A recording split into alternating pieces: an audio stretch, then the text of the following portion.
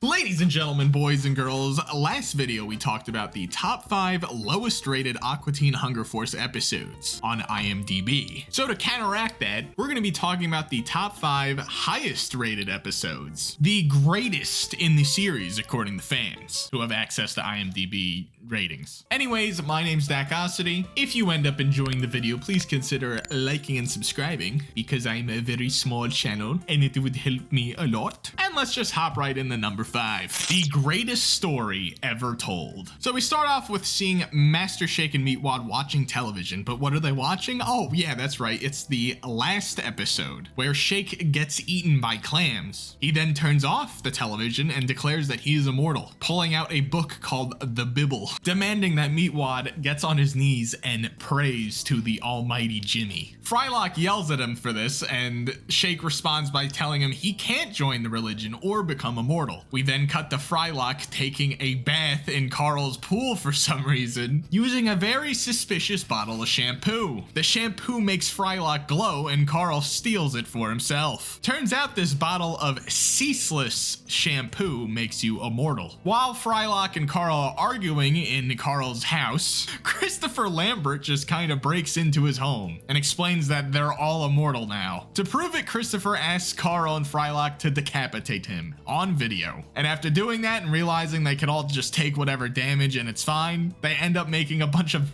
what's essentially snuff films. I don't even know if I'm allowed to say that. Meanwhile, Shake and Meatwad are in a church, surrounded by several villains from the past, doing some kind of screwed up Last Supper, where Shake is dressed up as Jesus and he's literally cutting pieces of skin off of him and like his organs and meat, telling them to eat him. He's not actually immortal like Frylock and Carl. No. He's just kind of screwed up on booger sugar, if you know what I'm saying. The Plutonians end up feeding their plate to Hand Banana. The beast is in heat! Frylock, Carl, and Lambert end up going to the church to show off their videos and their, crazy new powers, basically. Shake suddenly accuses them of touching his, his drugs. And the entire cast of villains shoot Frylock, Carl, and Lambert. But of course, they're immune to damage, so this doesn't work. 2 policemen enter the room and just basically off everyone in the room. After the shooting, Frylock and Carl take Lambert to Unbelievable Ron, the magic show from the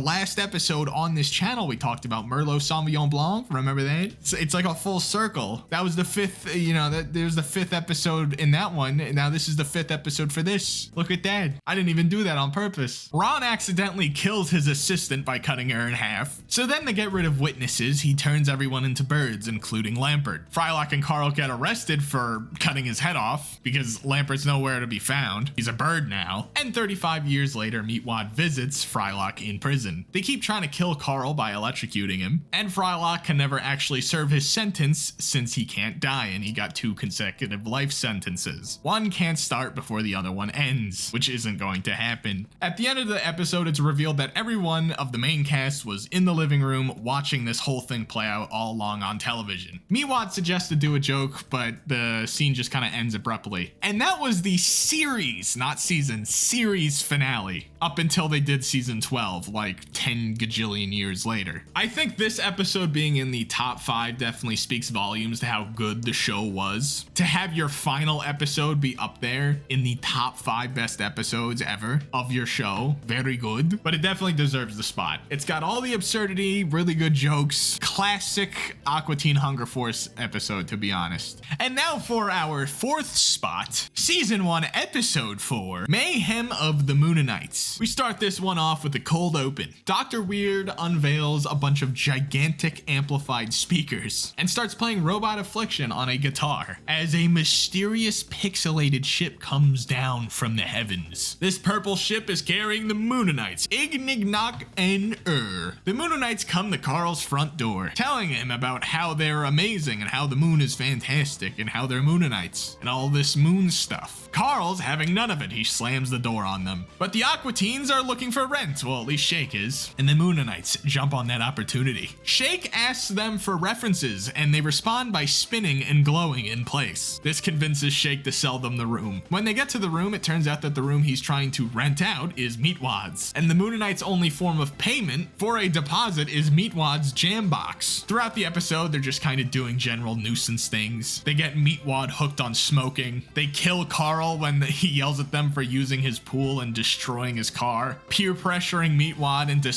unsuccessfully stealing a stack of DVDs. Throwing a wet towel over Frylock's computer. Eventually, Frylock becomes incredibly fed up with them and shoots them with his laser eyes. The Moonanites end up retreating because of this, flipping off the earth as they leave. Meatwad apparently got a clown tattoo while in prison. At the end of the episode, we find out that Carl was teleported to the moon using the pixel gun that the Moonanites shot at him earlier, and they threaten to give him a moon spanking.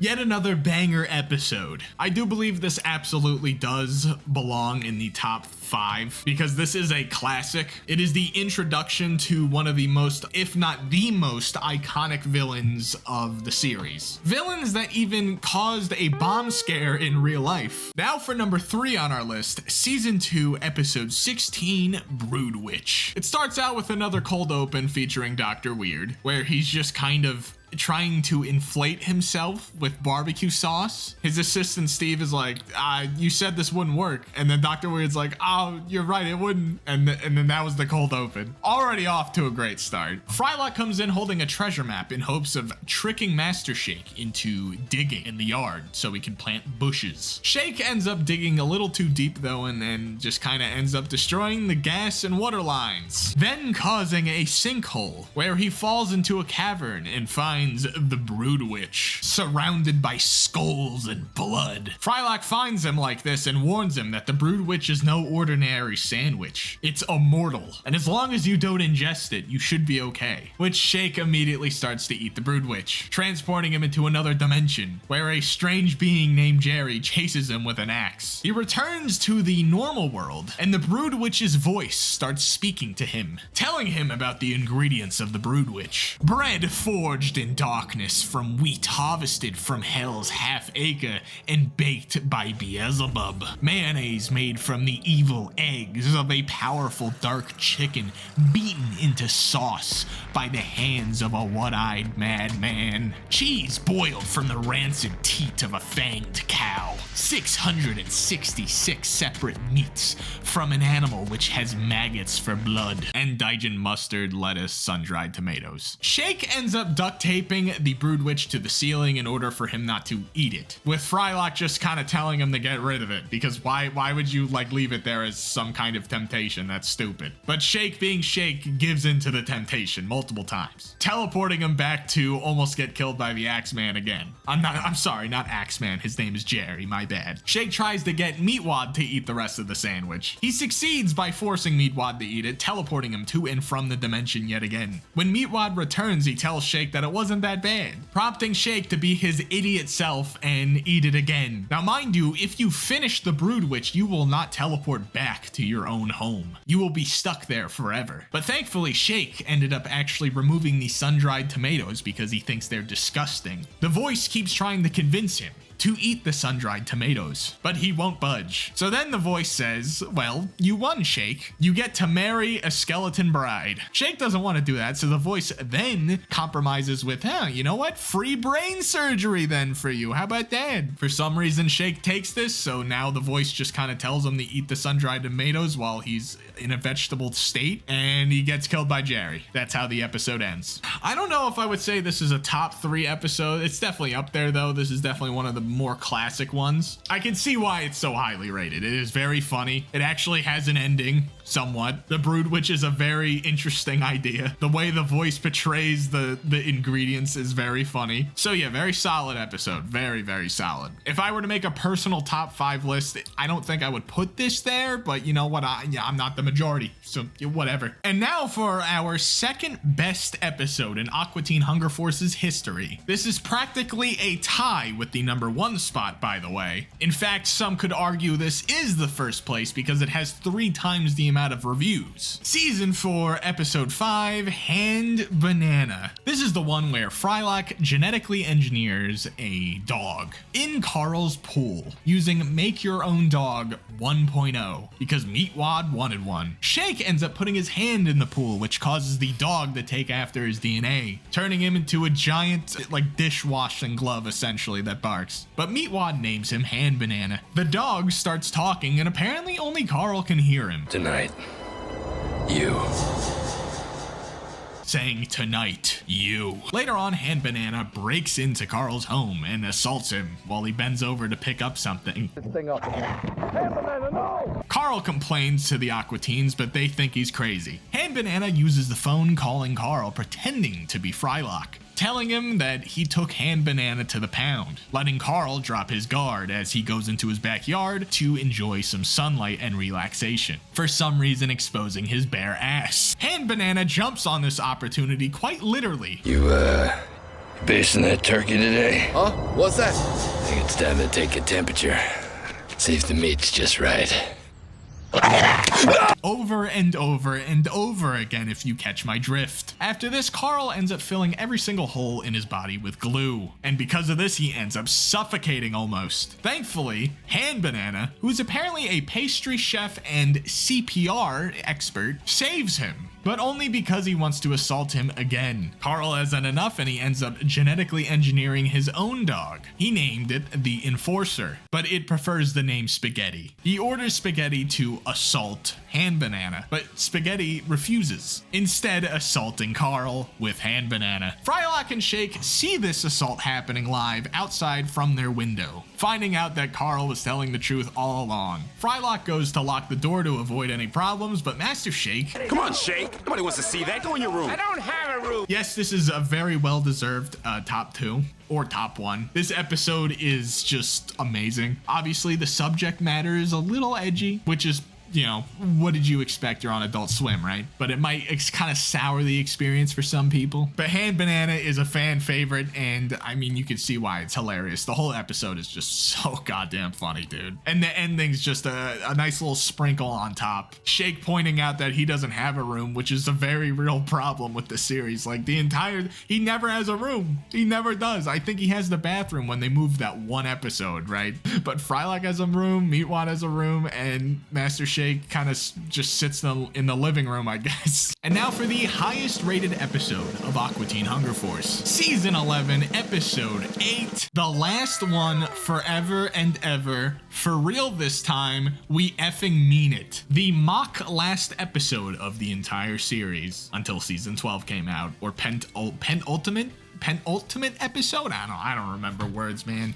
That's a funny big one, right? So this episode opens with the Aqua Teens underwater, doing some kind of mission to infiltrate a nest of clams. Shake ends up shooting Frylock repeatedly in the back, due to all the bickering they were doing prior, causing them to explode. Upon their death, it was revealed that this is just a video game. Clam Digger 2. Meatwad wants to play the game, stating that he's waited 10 years to play an update to this game, but Shake doesn't want him to because it'll grease up the VR headset. Shake leaves the room and Frylock has a quick chat with Meatwad, basically telling him that he can't play the game, it's between him and Shake. Frylock meets Shake alone at the steakhouse, telling him that he's dying. The jewel on his back has a 15-year half-life, which Shake comments that that is exactly how long they've been detectives, even though they barely do any detective work. So Shake is dying and has weakening eye lasers. The video game is actually a simulation because they need to go on a mission to the planet Chlamydia, an alien planet populated by French clams, which is the only place they can find a replacement jewel, which would save Frylock's life. Shake points out that he can't go there because he's allergic to shellfish. While they're doing this though, unbeknownst to them, Meatwad is actually playing the simulation, and he beats it himself with relative ease. And after beating it, he actually learns that this is a mock-up of a real-life mission that they need to do to save Frylock's life, teaching Meatwad the gravity of the situation. Frylock and Shake return home incredibly drunk, finding Carl, who is also drunk, lying on their floor because he was supposed to babysit Meatwad. Frylock then goes upstairs to the attic, where he finds Meatwad crying and fingering his butt while clutching a dead squirrely. They talk about how Frylock has been withholding the truth from him. Frylock learns that Meatwad got the high score in the game. The next morning, Carl brings his Jewish friend Haram over to inspect his dying gem and offers a synthetic diamond as a replacement. Frylock tells him that no, this is actually a chlamydian quartz, which has magical properties and can't be found on Earth. Haram's disguise then falls apart and it's revealed that it's actually Carl's friend Dominic, who is really just trying to sell the jewel for profit. Frylock and the Aqua teens go to Carl's pool to take a swim, but he actually reveals that they have an underground lair. This lair contains a rocket. In an attempt to dismantle the rocket, Shake falls over and reveals that he too has a gem that is also dying. Frylock and Shake fight because, well, Shake's a dick and Frylock wants the gem. And to the surprise of everyone, Meatwad also has a gem. Well, had a gem. He traded it to Zachary for some tater tots and dippin' sauce. Frylock is confused on how Meatwad's even still alive, and he explains that it's through the power of imagination and magic. Shake is very upset about the idea of dying, and he wants to fulfill a bucket list, which contains just have sex like 50 times. Carl, obliging this request, takes him to a massage parlor, where Carl tricks him into asking the